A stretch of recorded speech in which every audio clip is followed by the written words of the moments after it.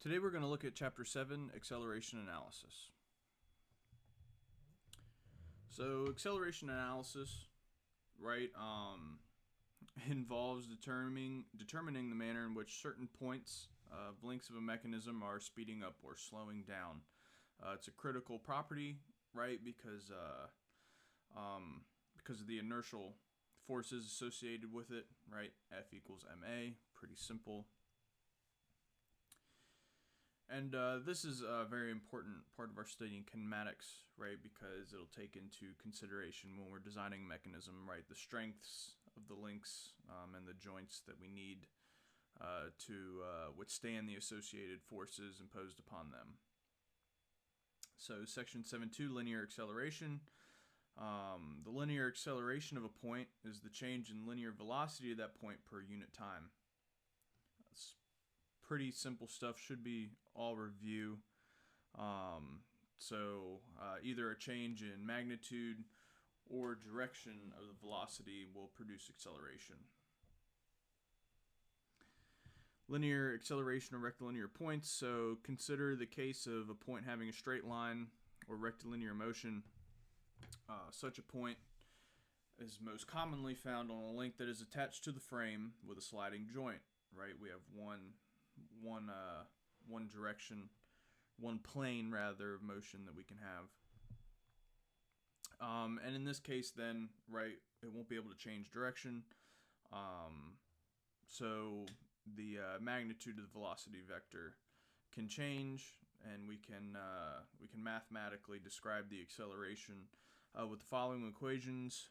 Okay, if we jump right to 7.3, for short time periods when acceleration can be assumed to be linear, the following relationship can be used, and we're going to be using this a lot, right? The change in velocity over the change in time is acceleration. So then we have constant rectilinear acceleration. So the problem statement will probably, if we're dealing with constant acceleration, it will state that under constant acceleration, right? And under constant acceleration, we can get an equation like we have in 7.5, something you've probably seen in dynamics. So we have that the change in displacement is 1/2 the linear acceleration times the change in time squared plus the initial velocity multiplied by the change in time. Acceleration and the velocity profile. So instantaneous acceleration is the first derivative of instantaneous velocity with respect to time, and occasionally a closed form equation for the instantaneous velocity is available. In these cases, the derivative of the equation evaluated at a specific time will yield instantaneous acceleration. More often, especially with programmable actuators used in automation of a mechanism, velocity profiles are specified. And then recall that the displacement of the certain time interval is the area under the VT curve.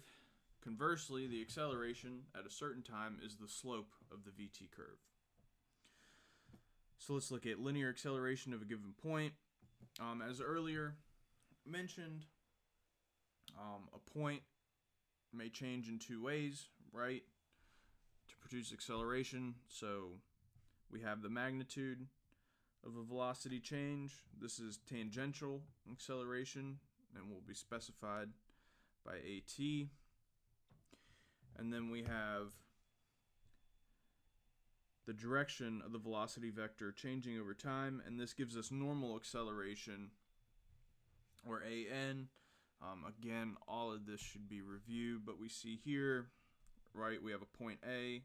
It's moving in this curved fashion, so we have AT, right, coming off tangential to it at a 90-degree angle from its point of rotation, and then we have AN pointing at its instantaneous center of rotation.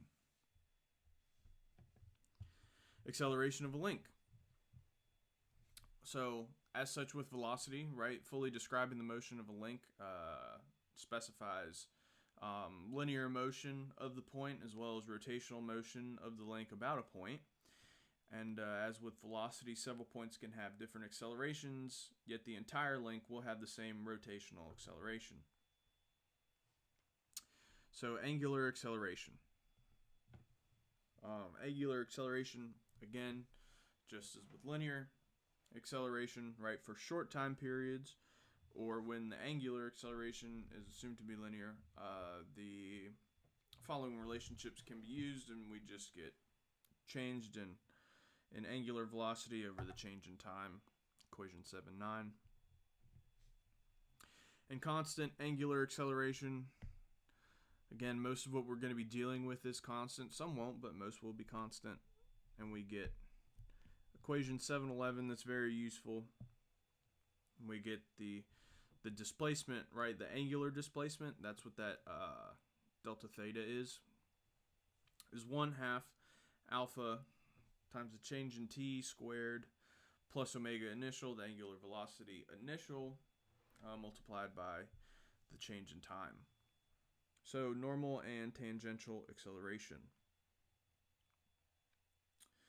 So, right, as we stated before, the velocity of a point moving on a general path can change in two independent ways, right? It can be a linear change in the speed, right? A change in the velocity, or it can change direction.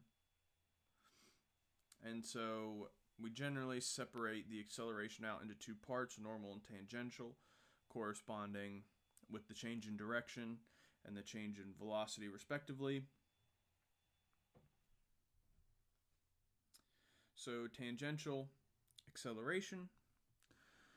So, right, what we're dealing with is mechanisms. So for a point on a rotating link, it's very easy to determine these. Recall that the instantaneous velocity of a rotating link is perpendicular to the line that connects that point on the link to the center of rotation. And any change in the magnitude of this velocity creates tangential acceleration, which is also perpendicular to that line that connects the point with the center of rotation.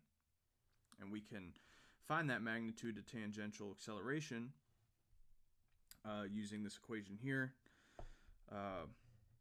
We see we get down to it. It's nothing but r, right? The distance from that point of rotation to the point out on the link multiplied by the angular acceleration.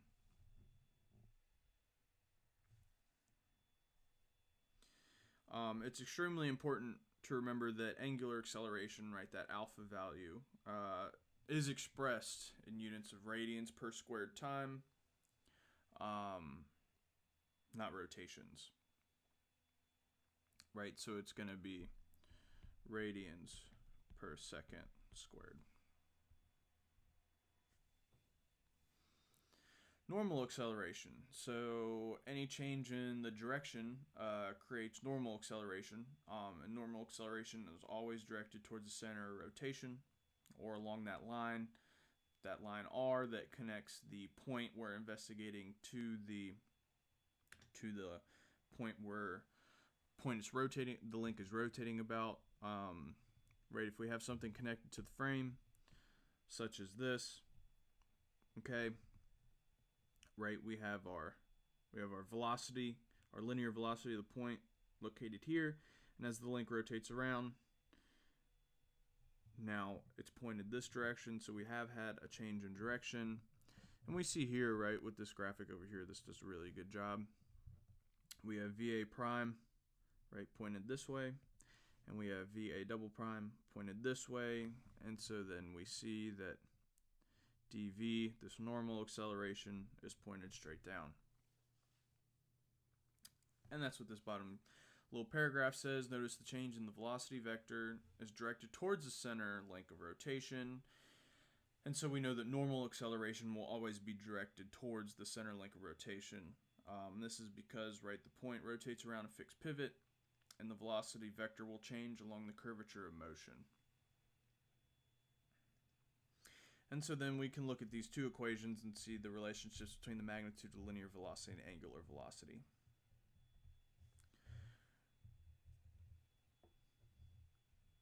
Total acceleration. Total acceleration is just a vector resultant of the tangential normal components. This is how it's mathematically expressed, and we will look at this in some of our example problems.